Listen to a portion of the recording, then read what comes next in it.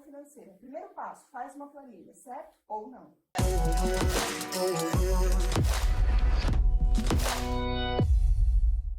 Esse é o nosso assunto de hoje. Para falar sobre isso, eu estou com o educador financeiro Thiago Martello, a quem eu agradeço pela presença. Tudo bem, Thiago? Tudo ótimo, Karina. É um prazer estar aqui, podendo falar então sobre o assunto tão importante e relevante que é a educação financeira na vida dos brasileiros. Exatamente. Mas, Thiago, eu quero começar fazendo uma reclamação aqui para você.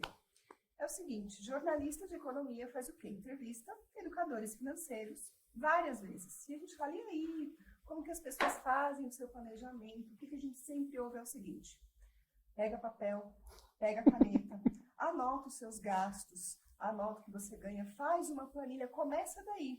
Já ouvi isso diversas vezes. O que eu faço agora com esse conceito que eu tinha certeza que era o único para dar certo?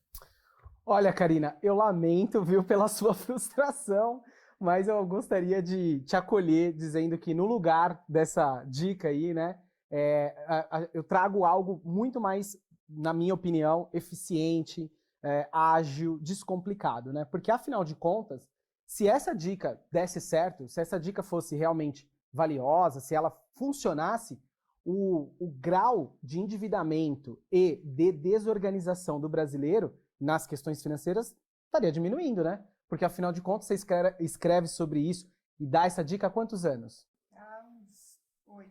Faz sentido o que eu tô falando? Você vê, olha só que curioso. Quando tinha a Feira do Dinheiro, não sei se você lembra, 2012, 11 mais ou menos, tinha a Expo Money, né? Que era a Feira do Dinheiro. E eu fui nas edições, era uma feira sensacional, super legal. E aí uma vez eu entrei em uma das palestras lá oferecidas e eu fiquei 1 hora ouvindo um profissional com um currículo maravilhoso, achando ali que eu ia escutar então coisas muito bacanas. Eu fiquei 1 hora ouvindo esse profissional ensinando como preencher uma planilha de cálculo. E não faz sentido, na minha opinião. Por quê? Porque não é eficiente. As pessoas, de um modo geral aqui no Brasil, eu estou falando por mim até, sou muito displicente com isso, né? A gente não tem a dinâmica, a disciplina de sentar todo dia lá, toda hora e anotar aplicativo que seja, né? Então, realmente aqui eu quebrei minha cabeça e criei realmente uma metodologia completamente disruptiva, diferente, que vai completamente contra a essa lógica inicial, que é tão falada, tão difundida, mas tão pouco eficiente. Então, pera, vamos começar do jeito certo. Vamos voltar lá. atrás pelo passo 1, primeira pergunta de uma entrevista como essa. Como começa, então? Qual é o primeiro passo, já que não é a planilha?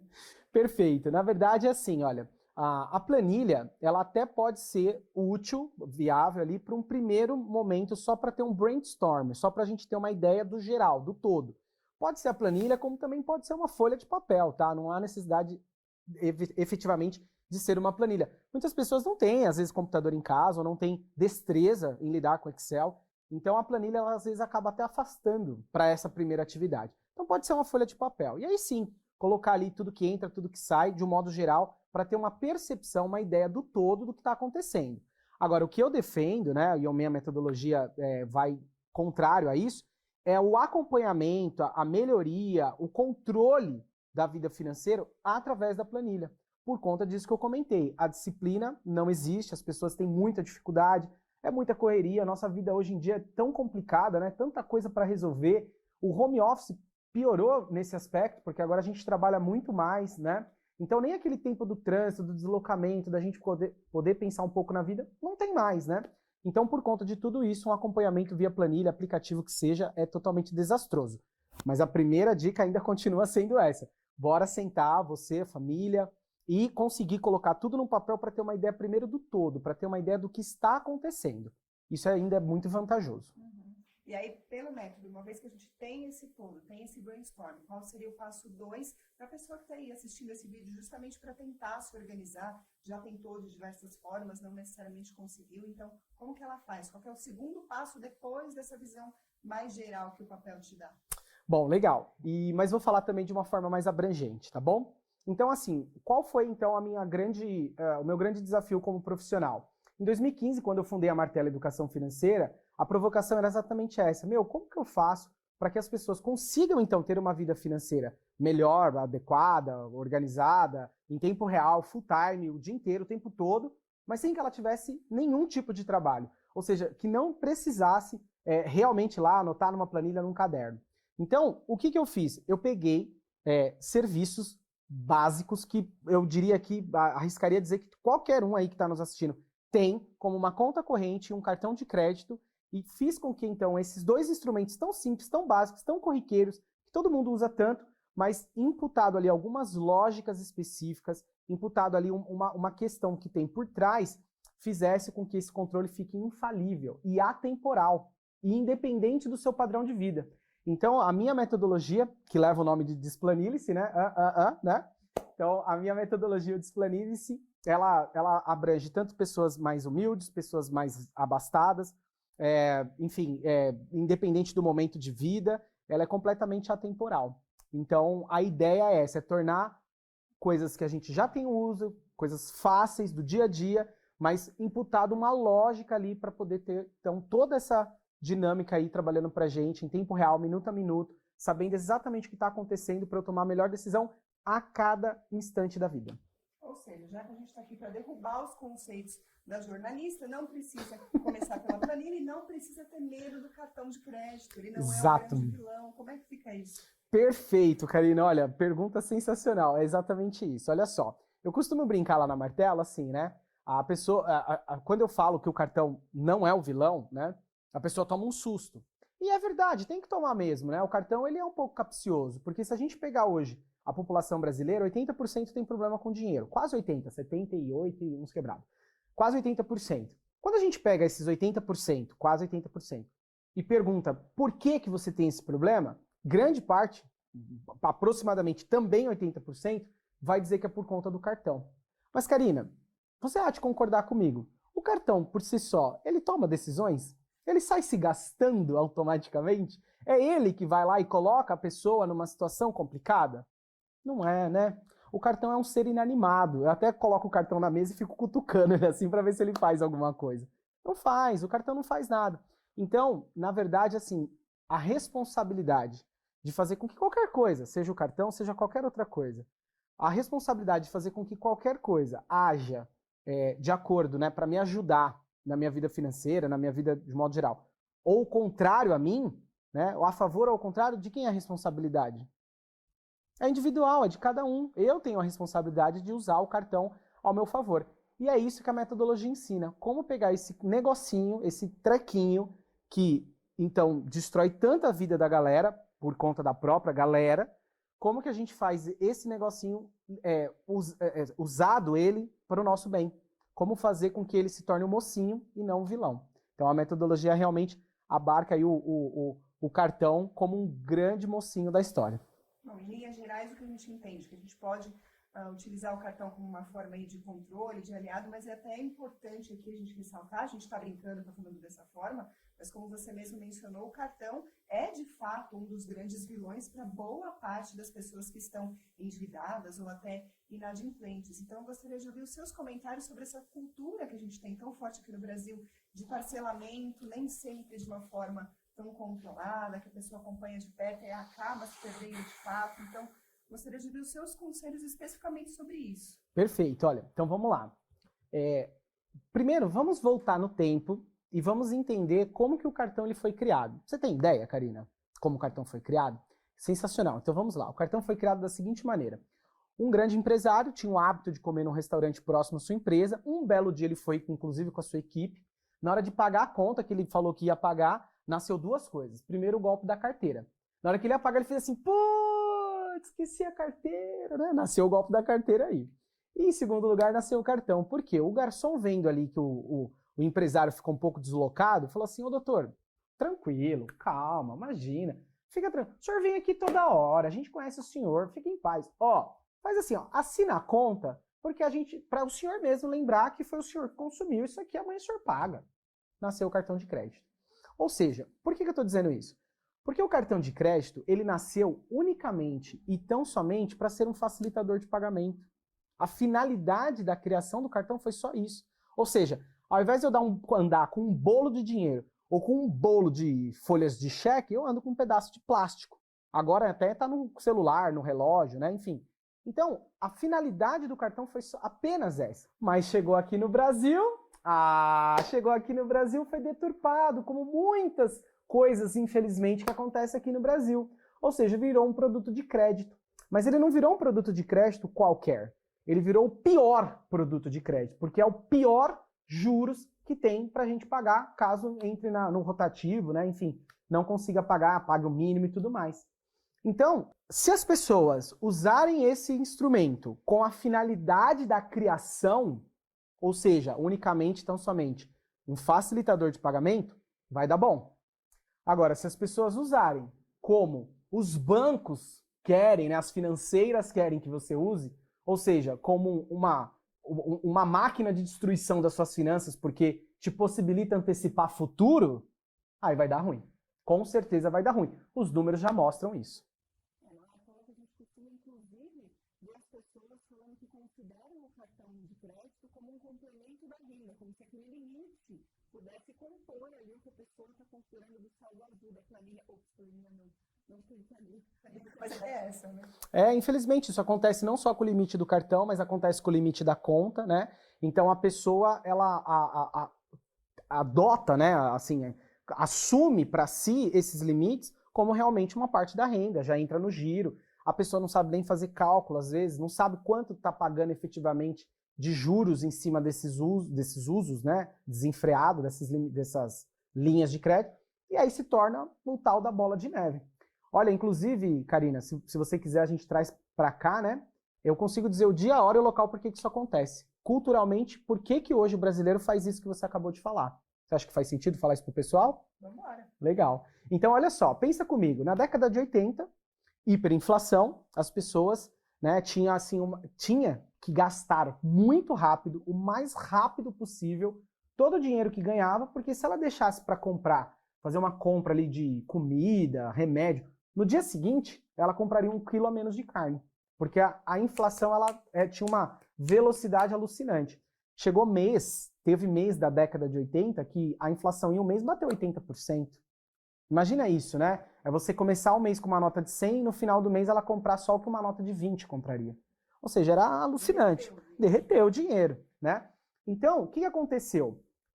Os meus pais, os pais de vocês aí que estão assistindo, talvez os seus, Karina, tiveram que fazer isso. Ou seja, tiveram que pegar o dinheiro e gastar na velocidade maior absurda possível para tentar driblar os efeitos da inflação. Até aqui não é opinião, aqui é um fato. Tudo bem? Faz sentido, Karina? Sim. Legal. Aí olha só o que aconteceu. Eu não sou pai, você é mãe, Karina? Sim. Você é mãe. Então você concorda também comigo que a melhor forma de se influenciar um indivíduo é dizendo, faça o que eu falo, mas não faça o que eu faço, ou dar o exemplo? Dá o exemplo. A criança é uma esponja, né? Tudo que a gente faz, copia, não é assim? Coisas ruins e coisas boas, não é? Legal. Então o que aconteceu foi o seguinte. Pessoas como eu, que estou com 35 anos, né? Então entre 20 e poucos e 40 ali, viu incansavelmente, diariamente, o tempo todo, os nossos pais gastarem tudo. O tempo todo. Gastar tudo e o mais rápido possível. Não é que o pai ensinou, falou, ó, filho, tem que gastar. Tal. Não, mas imagina vendo isso diariamente. Tem mais um probleminha. Sabe qual é o probleminha? O probleminha é o seguinte. Qual era o tudo de uma pessoa da década de 80 que não tinha conta em banco e não tinha acesso a crédito? O tudo era o salário, né? Qual é o tudo da pessoa de hoje? É o salário, o limite do cartão, crédito é aprovado. Esse é o tudo. Não deveria, né? Não deveria. Então, esse é o problema aí, né? Enfim, culturalmente a gente explica por que isso acontece. Uhum. Agora, Thiago, a próxima pergunta que eu acho importante, assim, quando a gente vai falar de educação financeira, fica aquela impressão que a gente está falando para as pessoas, não gastem nada do seu dinheiro, guarda tudo que você tem, anota tudo. Fica parecendo uma coisa chata, uma coisa que é para te amarrar, que é para não deixar você fazer suas coisas, não deixar você viver. Então, essa é a primeira pergunta que eu te jogo, se precisa ser assim. E segundo, com quem precisa ser falado isso? Porque pode também ficar a impressão de que, poxa, eu já ganho tão pouco, meu salário é baixo, a minha renda é baixa, para tudo que eu tenho que gastar, ainda vou ter que ficar me preocupando com gastar menos ainda, para guardar dinheiro e não fazer nada com o que me sobra ou com o pouco que me sobra. Então, para esse pessoal que acha que educação financeira é uma chatice com o seu próprio dinheiro, o que você diria para essas pessoas? Bom, vou começar respondendo de trás para frente, tá bom? Então, assim, olha, engane o seu, né? Se realmente você acha que é só para alguns. Não é, é para todos. tá? Infelizmente, né, de uma certa forma, as pessoas, elas se punem, né, dizendo assim, ah, não, isso é pro outro. É uma forma de procrastinar, é uma forma de não dar a devida atenção, então coloca isso. Não, é pro outro, é para aquele, para mim não é. Já ganho tão pouco, tal. E é exatamente o contrário. Educação financeira é para todos, tá? Ou seja, independente da sua classe social. Eu tenho clientes na Martelo que ganham R$2.000 por mês e tenho clientes que ganham R$50.000 por mês. Ambos estão ferrados financeiramente falando. Por quê? Porque gasta mais do que ganha. Tudo bem, o que ganha 2 gasta 3 e o que ganha 50 gasta 55. Mas ambos estão com o mesmo problema, em quantidade diferente, mas com o mesmo problema. Ou seja, não consegue gerenciar o dinheiro, não consegue adequar o estilo de vida ao que entra, ao que ganha, e aí com isso acaba tendo muitos problemas financeiros. Então, não, tá? Então, com certeza, educação financeira é para todos. Isso tão é verdade, se você não quiser acreditar em mim, tudo bem, mas tão é verdade que, olha só, em 2020 passou a ser obrigatório o ensino de educação financeira nas escolas públicas. Será que é um assunto tão relevante ao ponto, então, de estar até nas escolas agora? Percebe? Então, assim, se você tem esse pré-julgamento, não faça isso, isso é ruim para você mesmo. Se abra, se permita, vá entender realmente mais e melhor o que é educação financeira, que eu tenho certeza que sua vida vai ser muito beneficiada por isso. E respondendo então sua outra pergunta, Karina, olha, não deveria ser chato, tá? Pode ser que algum colega de trabalho meu aí ainda traz o assunto de um jeito pesado, espero que não, mas não deve ser chato, tá? Pelo contrário, eu, enquanto educador financeiro, não é a minha responsabilidade dizer para você o que você pode e o que você não pode gastar, o que você tem ou não tem que fazer com dinheiro. Não sou eu que faço isso. Não são os meus valores que têm que ser empregados na sua vida. Não é o meu papel dizer isso. Eu não sou pai e mãe de ninguém, tá? O meu papel é diferente. O meu papel é gerar consciência. Isso é muito mais complexo, mas ele é muito mais profundo. Porque uma vez que a pessoa entende o que as ações dela, para onde vai, né? Qual é o desfecho daquela tomada de decisão, a expectativa é que ela vá aprendendo a pensar, né? Então, olha, se eu fizer isso, vai acontecer aquilo, então é melhor ir por ali, por aqui, e criar estratégias, né? Dar um passo atrás, assim, pensar um pouco melhor. Então, não sou eu que digo que a pessoa tem que deixar de cortar, ou viver, ou não viver. Não, não. Mas o meu papel enquanto educador financeiro é dar o poder na sua mão de decisão e, consequentemente, entender o que essa decisão vai gerar na sua vida, tanto de bem quanto de mal, tá? E aí você, munido disso, consegue tomar a melhor decisão para você. E não deve ser chato não, viu? Pelo contrário, eu tento sempre trazer humor, né? A nossa palestra é quase um stand-up, a gente canta, brinca e tal, justamente para levar de uma forma muito mais tranquila, porque por si só o dinheiro ele já traz um pouco desse peso, né? Então a gente realmente tenta levar de um jeito bem leve para favorecer a compreensão das pessoas, né? Tiago, gostaria de fazer aqui uma última pergunta, quase parecida com a primeira. A gente está falando aqui, pessoal, de vários conceitos que o Tiago trouxe para a gente. Vou mostrar o livro aqui, ó, é o Desplanilhe-se, para vocês conhecerem também. E aí eu gostaria de saber, aqui dentro, eu já andei dando uma olhada, mas ainda não terminei. Além da história do cartão de crédito não ser necessariamente um vilão e a planilha não ser a salvadora, quais conceitos você vai derrubar? Nossa, tem um monte, né? Então, assim, olha, um outro conceito que eu gosto de derrubar, né, e explico isso nas minhas entrevistas, nas minhas palestras, é que assim, ó, se você sair desse vídeo aqui com uma orientação só, falar assim, cara, eu não vou prestar atenção em tudo que esse cara tá falando, não. Só me dá o plot twist do negócio aqui, né? O pulo do gato. O pulo do gato é o seguinte, assim, ó, pelo amor de Deus, não use o crédito como se fosse seu. Não normalize o uso do crédito como se fosse algo normal, como se fosse algo tranquilo e tá tudo certo e vai lá e pega mesmo, pobre só tem as coisas se fizer dívida, né? Aqueles ditos populares, né? E por aí vai. O carnezinho gostoso, né? Que a nossa titia falou esses dias aí. Se você não sabe do que eu tô falando, joga aí no Google, né? Carnezinho gostoso, você vai entender, não é? Então, assim, gente, a gente não pode normalizar o uso do crédito como se fosse algo banal. Imagina, só R$10, R$20, né, tal. Não faça isso. Esse é um grande problema e, na minha opinião, é o grande câncer da vida financeira do brasileiro. É a normalização do crédito, pegar o crédito como se fosse algo normal, e não é. Você sabia, Karina, por exemplo, que parcelinha no cartão de crédito, né, até voltando um pouquinho no que a gente falou, é uma anomalia brasileira? Só tem aqui? É tipo jabuticaba. Só tem no Brasil.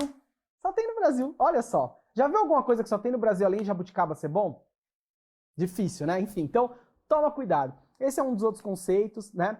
Tem um monte de conta corrente também, só ajuda a perder o controle, né? Então tem outras coisas aí. A questão também da maior força do universo, segundo Albert Einstein, ser colocado ao nosso favor e não contra nós. Então tudo isso eu comento aí no livro. É isso aí, pessoal. Tem pano para manga esse assunto, claro, educação financeira, todo mundo quer saber, todo mundo se interessa.